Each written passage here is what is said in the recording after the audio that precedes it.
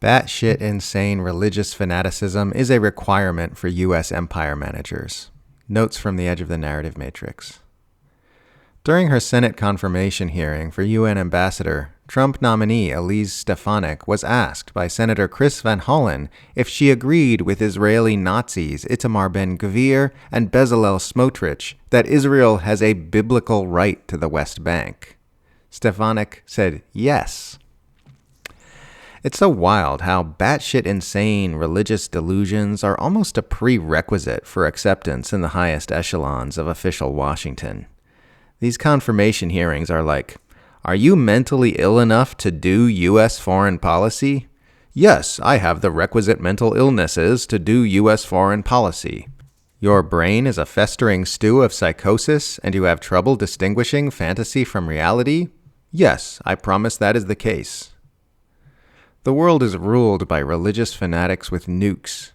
If a normal person says they're the second coming of Jesus Christ, they get medicated and institutionalized. If you make equally insane religious claims on the Senate floor, they let you run an empire. The Anti-Defamation League has published a statement defending Elon Musk's use of blatant Nazi salutes at Donald Trump's inauguration rally, saying he, quote, made an awkward gesture in a moment of enthusiasm, not a Nazi salute, and saying everyone should take a breath over the controversy and give Musk the benefit of the doubt.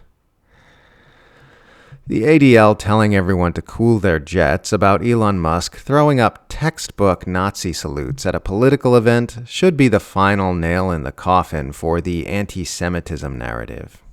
It won't be, but it should be. This makes it so transparently obvious that groups like the ADL do not exist to curb discrimination against Jews. They exist to promote the geopolitical and military interests of an apartheid state in the Middle East.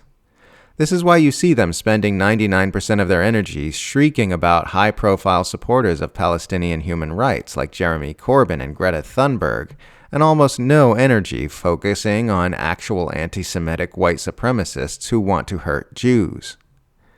Imagine if someone like Corbyn or Thunberg had repeatedly thrown up a Nazi salute at a political event after denouncing the abuses of the State of Israel. Just imagine how aggressively groups like the ADL would work to ensure they never appeared in public again. The entire Western political media class would unify to stomp their reputation through the floorboards forever. But because it came from someone who's been falling all over himself to support the information interests of Israel, we get, this is a delicate moment. It was just an awkward hand gesture. There is no anti-Semitism crisis in our society. There isn't. It's a lie. A lie that has been cynically promoted by institutions like the ADL to shut down criticism of genocidal atrocities by a tyrannical apartheid state. That's all we've ever been looking at here. And to be clear, I don't particularly care that Elon Musk very clearly made Nazi salutes. We've just spent 15 months watching the U.S. empire carry out a live-streamed genocide, and Elon Musk is one of the managers of that empire. Doing Nazi salutes just puts an accurate wrapper on the product. My favorite genre of tweet right now is liberals going, haha, those Chinese people on Red Note would have you believe they know more about China than I, a Westerner who has watched television. Trump doesn't deserve accolades for not continuing a genocide. Biden deserves to be thrown into a wood chipper for doing the genocide. Don't get it backwards. You don't get credit for not doing genocide. We're not supposed to feel grateful and elated that a president might perhaps have decided not to do the single worst thing a person can possibly do. Not doing genocide is the most basic, bare minimum expectation you could possibly have of someone. It's so baseline it normally doesn't even have to be said. Don't get tricked into thinking Trump pulled off some kind of diplomatic magic trick here. He just did the normal thing. Don't let them dupe you into being grateful for it. It was always this easy. All that needed to happen to push the ceasefire through was for the president to say, yeah, we're not going to keep supporting that genocide.